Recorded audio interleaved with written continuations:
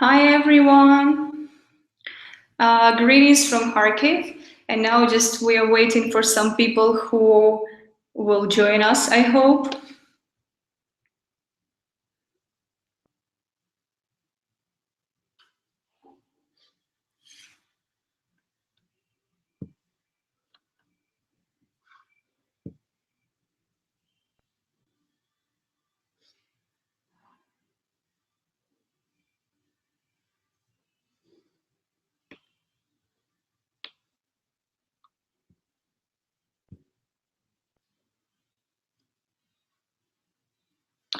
Okay, we already have 4 people.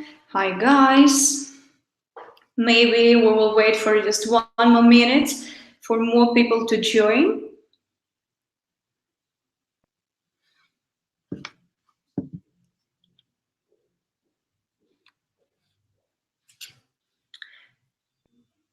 Okay.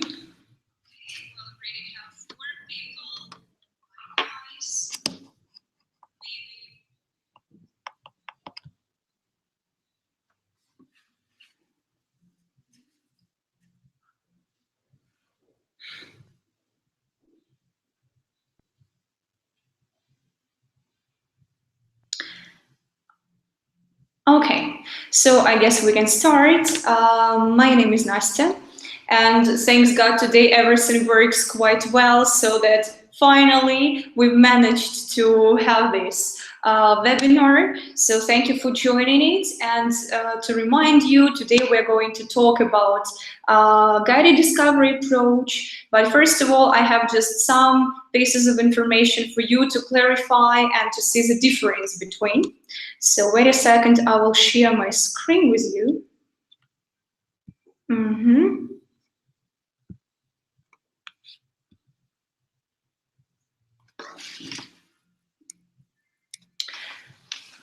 Okay, so speaking about guided discovery, first of all, I want to draw your attention to 2 big groups of approaches. We call them deductive and inductive approaches. So first of all, let's talk a little bit about inductive learning or inductive approach. So it's a process of discovering general principles from facts. In a language classroom, an inductive approach involves getting learners to discover rules and how they are applied by looking at examples.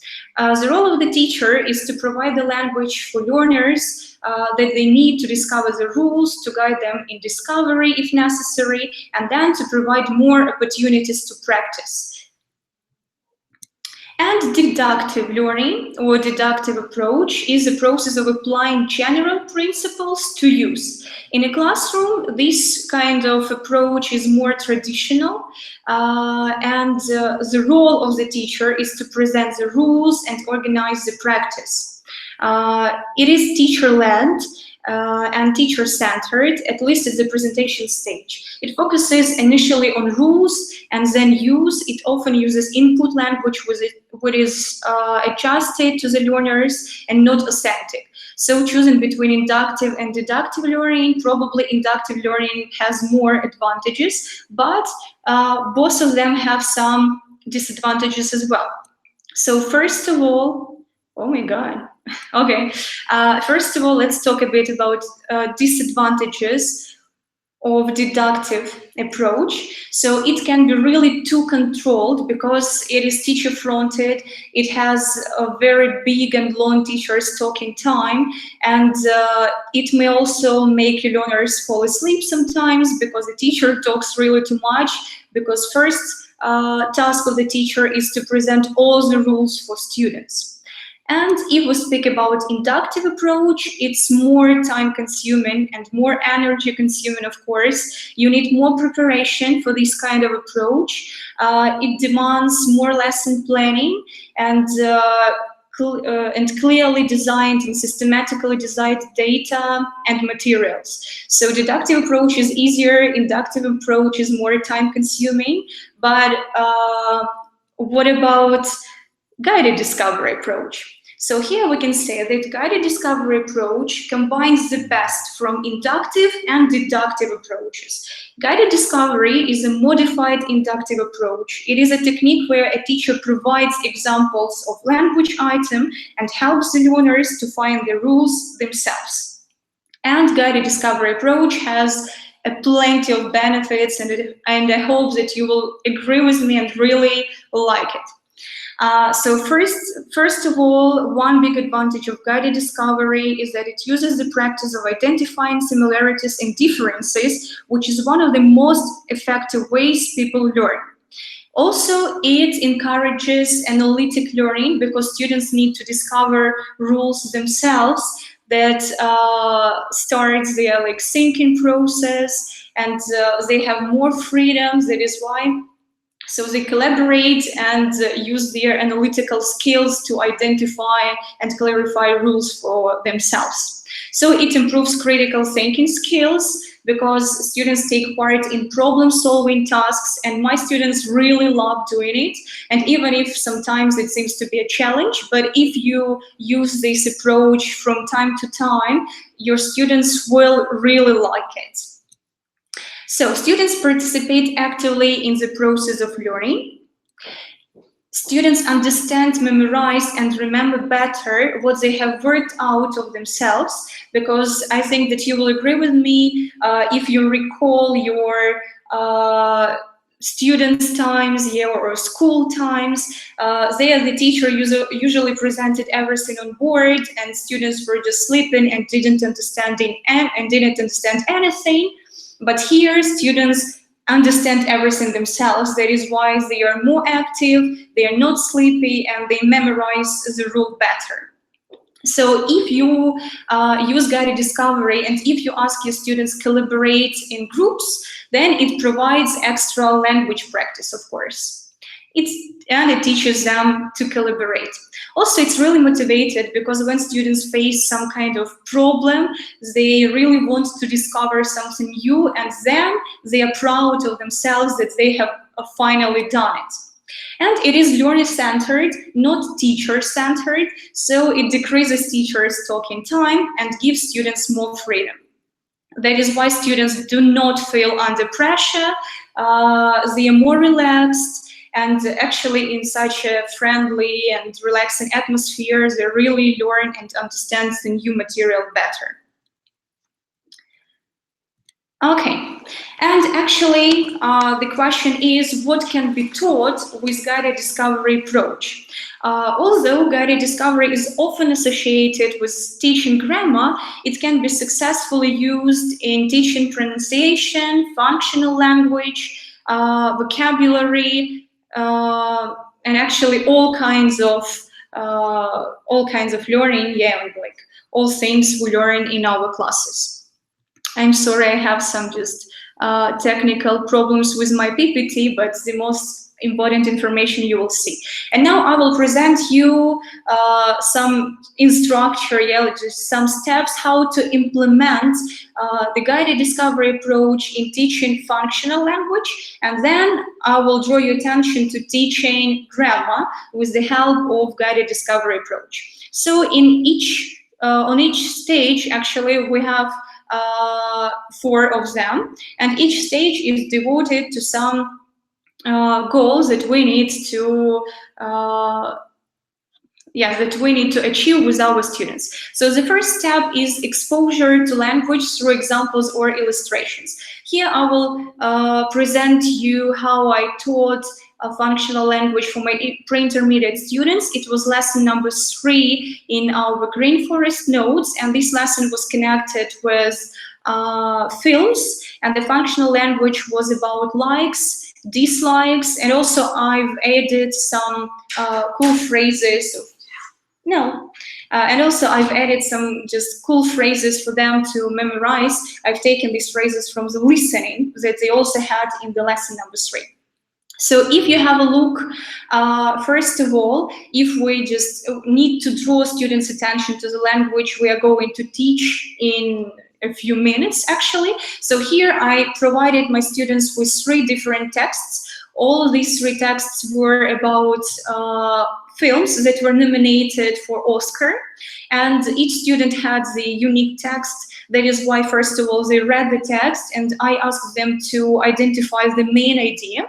And then students worked in the group of 3 and presented their texts and actually shared the main idea that they got from the text that they have understood, actually.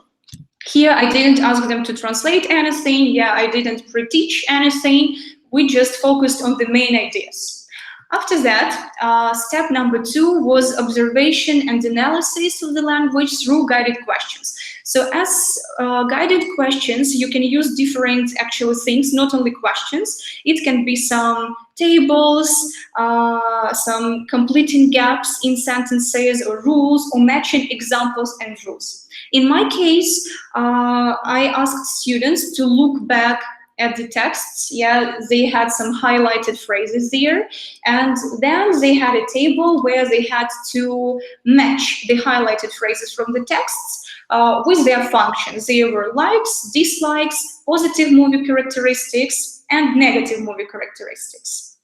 And actually, working in groups, students were just presenting some of the words from their texts that they have already read, and they have successfully and really fast completed these tables. After that, we checked it together. I showed them the answers on PPT, and after that, we had 2 more steps. Step number 3 is statement of the rule. Here, I wanted to focus my students' attention on usage of likes, like phrases for likes and dislikes, and the forms that these phrases are followed by, like verb, ing, or nouns. So I asked students to look at them again and find them in the text and tell me what kinds of words we can use after phrases for likes and dislikes. So it was really easy for them to make a conclusion that we use verb with ing or noun.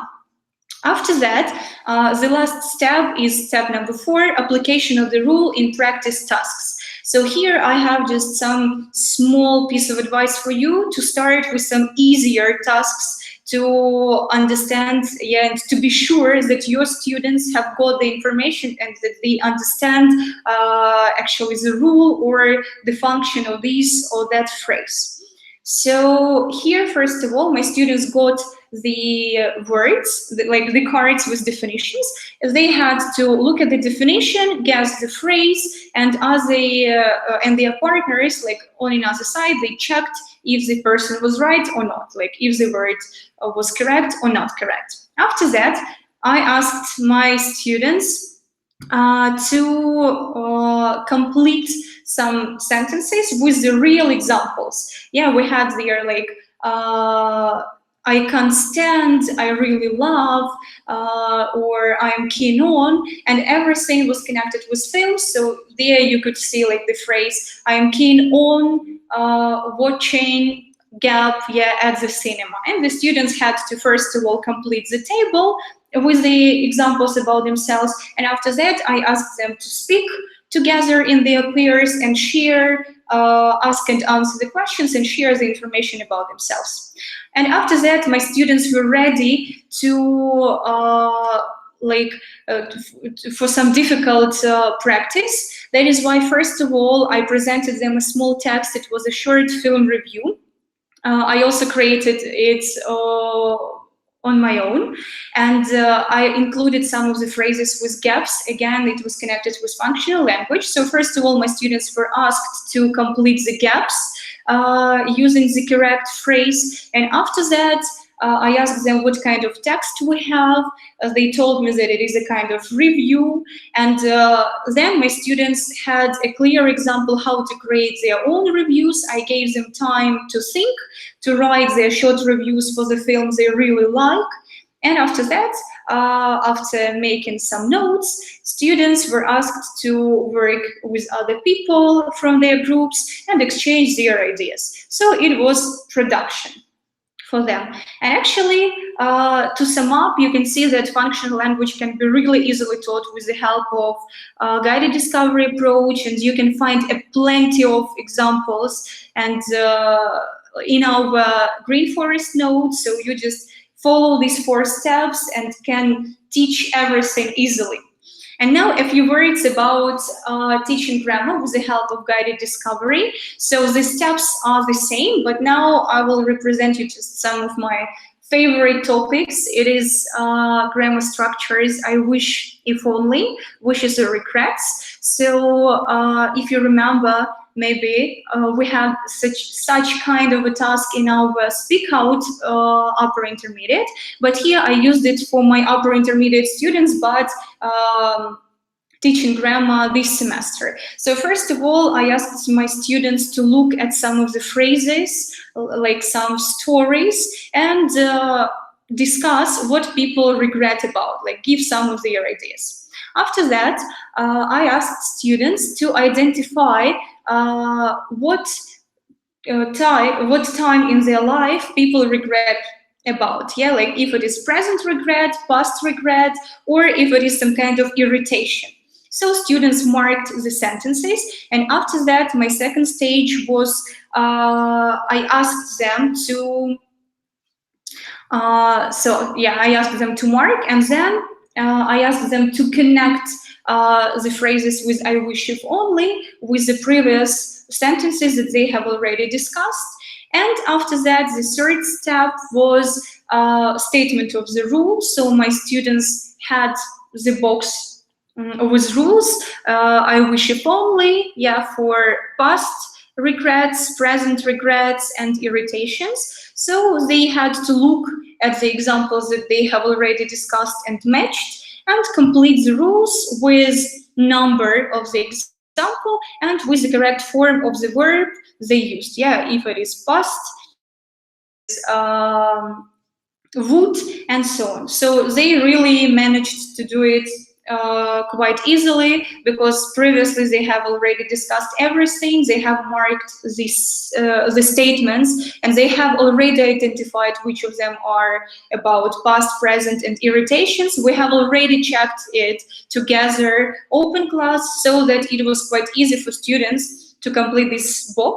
And after that, we had drilling stage. On PPT, I showed them some phrases like "I wish I hadn't got married," for example, or "if only he were here." So I showed them one by one, and I asked students to say me if the citation tells about present, about past, or if it is annoying, just to be sure that my students understood the rule correctly and that they can identify the period, yeah, just what we regret about according to the structure in the sentence. So it was a kind of short drilling stage. And then the application of the rule, it is practicing, yeah, and production stage. So while practicing, students had to open the brackets using correct forms of the verbs according to present, past, regrets, or irritations. They checked themselves because, as you can see on the right, they had the correct answers. So while one person is doing the task, another person is checking. And finally, students were ready to write their own regrets or wishes.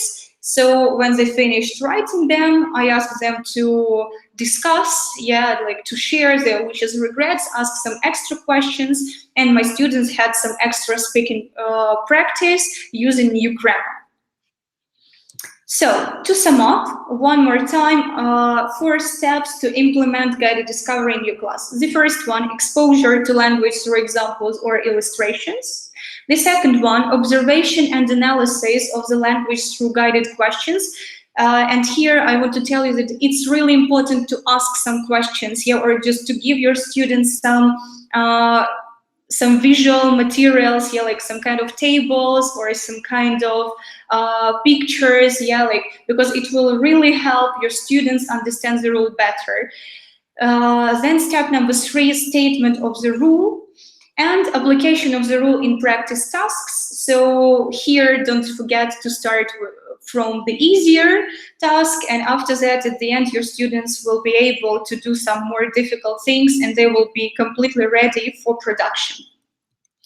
And now a short summary of our webinar. So guided discovery is aligned with more modern language learning theories, and it advocates student participation and the development of critical thinking skills and autonomy. It relates to it develops critical thinking skills and gives students more freedom. It relates to analytical learning and problem solving. It's not teacher-centered, it's student-centered. That is why it decreases teachers' talking time. It's suitable for really all levels, yeah, but with lower levels, you just need to pay more attention to your role as a teacher, yeah, so here you just need to just pay more attention to your students, pay more attention to questions or to materials that you provide your students with to clarify the rule. But actually it works with all levels. I have already checked it with my elementary levels, for intermediate levels, like intermediate, upper intermediate. So it really works with every level. It can be used with almost all topics, like with functional language, with vocabulary topics, with grammar, and with teaching pronunciation.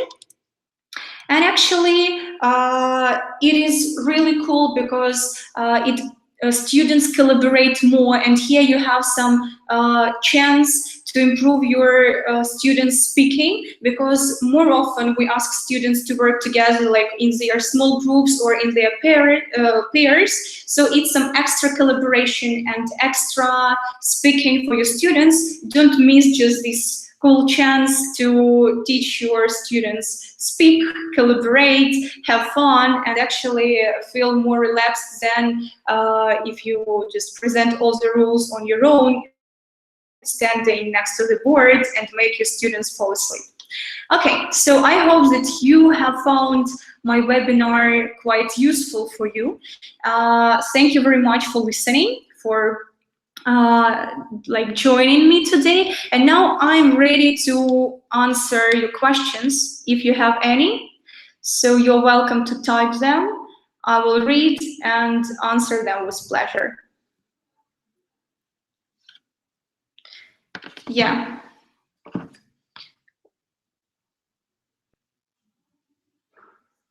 Waiting for your questions.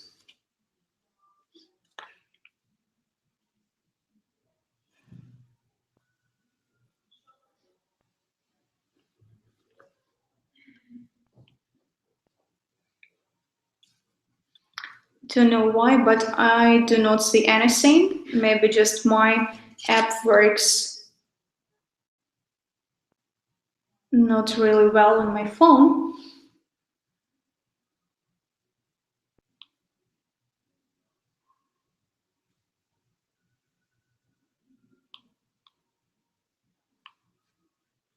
Okay, as for the presentations that I have shown you during the webinar, I will definitely share it with you, yeah, because like the quality of some pictures were not really nice because of some, I don't know, some technical problem.